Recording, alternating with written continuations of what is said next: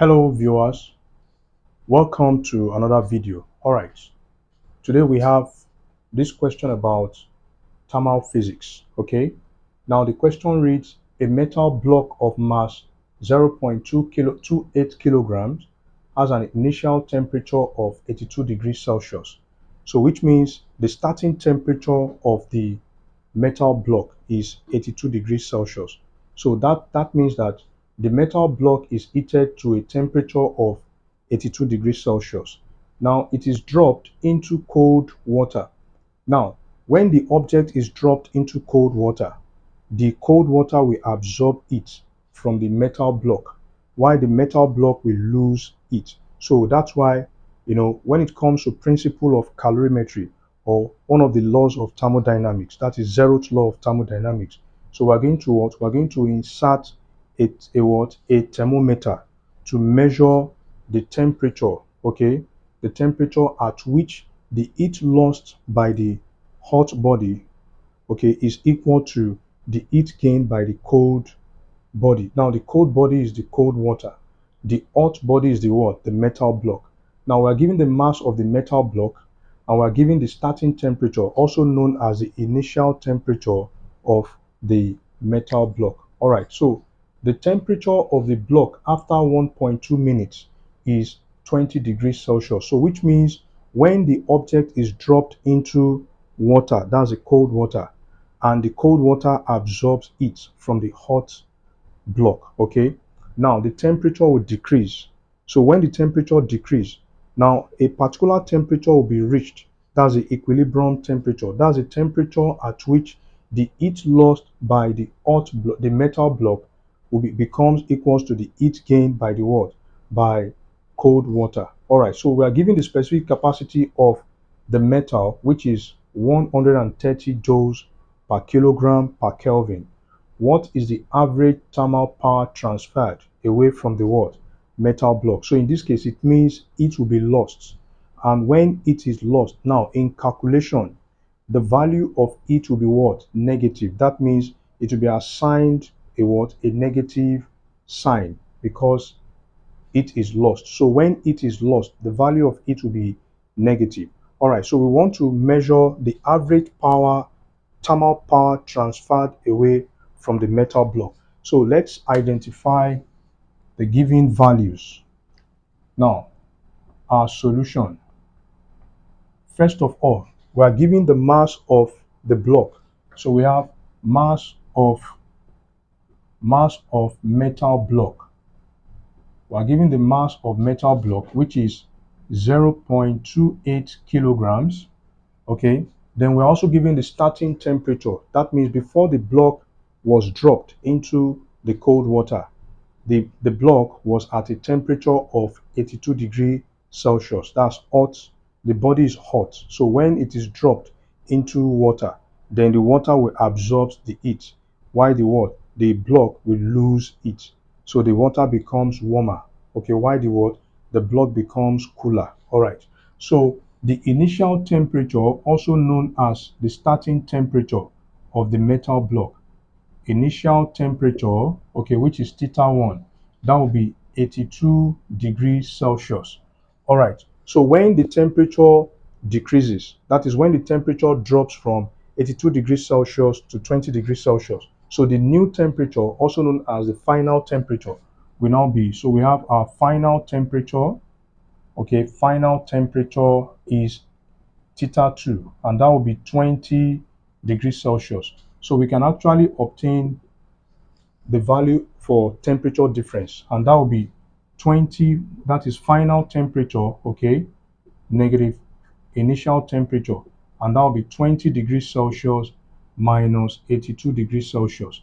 So the temperature difference will now be negative 82 degrees Celsius. All right, so we are given the specific heat capacity, the specific capacity of the metal block.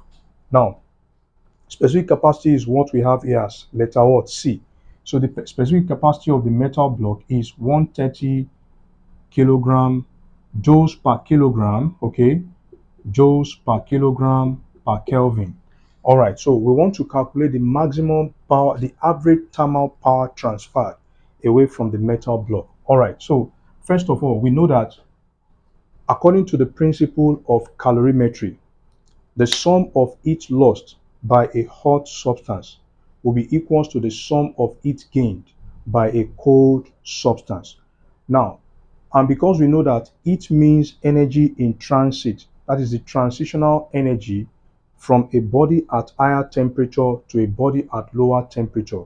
Okay, that is, heat is the energy transferred between two bodies and its surrounding. Okay, between two bodies and its surrounding. So, which means it will be transferred from a body at higher temperature to a body at lower temperature. That's why I said it is the what? The energy transferred between two bodies and its surrounding due to temperature difference. All right. So the heat lost by hot block, heat lost, okay, block by hot block, okay, will be it will be Q equals to MC change in theta.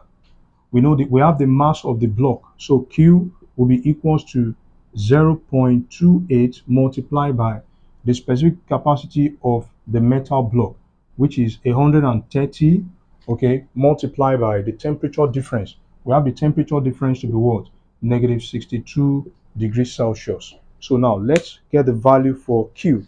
All right, so 0.28 multiplied by 130, then multiply by 62.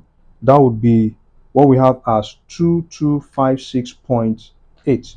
So Q will be equals to negative 2256.8. Remember, the unit of heat is the what? Joules. Now, the value of Q is negative. Now, the value of Q is negative because it is lost. I said when it is lost, okay, the value of it will be assigned what? A negative sign, okay? But when it is gained, then it will be what? It will be positive. All right. So now, to be able to calculate the average thermal power transferred, all right, so we know that it is gained by the what? By the cold water. So we have it gained by cold water, and that will be Q, that is the heat gained, will be equals to PT. Okay, energy is product of power and what? And time. So we are giving time T. The time T is 1.2 minutes. We can convert that to what? Seconds. So let's multiply 1.2 by 60. Yeah, that will be 1.2, that's 12 over 10. Multiply by 60, that's going to be 72. So this will be 72 seconds. This will be 72 seconds. So now, so which means the heat gained would be 72p. Remember, we want to obtain the value for p. So to be able to calculate p, so we know that heat gained, heat lost is equals to heat gained. So the heat lost, we got the value for heat lost to be minus 2256.8 joules, and that equals to 72p. Okay, because we want to measure the average power transferred. So we can now divide each side by what? We divide each side by 72, so that this will be P equals to negative 2256.8 joules over what? Over 72 seconds. Okay, because the unit of time is the what? Seconds. All right, so what is 2256.8? Okay, divided by 72. Now that will be 31.34. So we have P equals to negative 31.34. Now the unit of power is what? Watts, because 1 watt equals to 1 joules per second. Now, because we want to obtain the magnitude of the power, that is the average power transferred.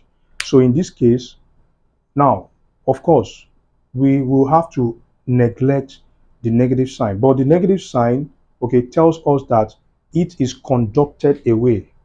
from the metal block, or it is transferred away from the metal blocks, because I said when it is lost, okay, it means the value of Q will be negative. But when it is gained, the value of Q will be what? Positive. So, but in this case, it is lost. So, which means the power transferred will be as a result of it conducted away from the material. But because we need the magnitude of P, to be able to calculate the magnitude of P, so we need a positive value for P. So we now take the absolute value of the value of P. We know that absolute value means a non-negative integer. So the absolute value of, for the value of P, would be positive of this value. So P will be equals to 31.34 watts. And this is the power transferred away from the what? From the metal block. The noblest pleasure is the joy of understanding. Bye bye.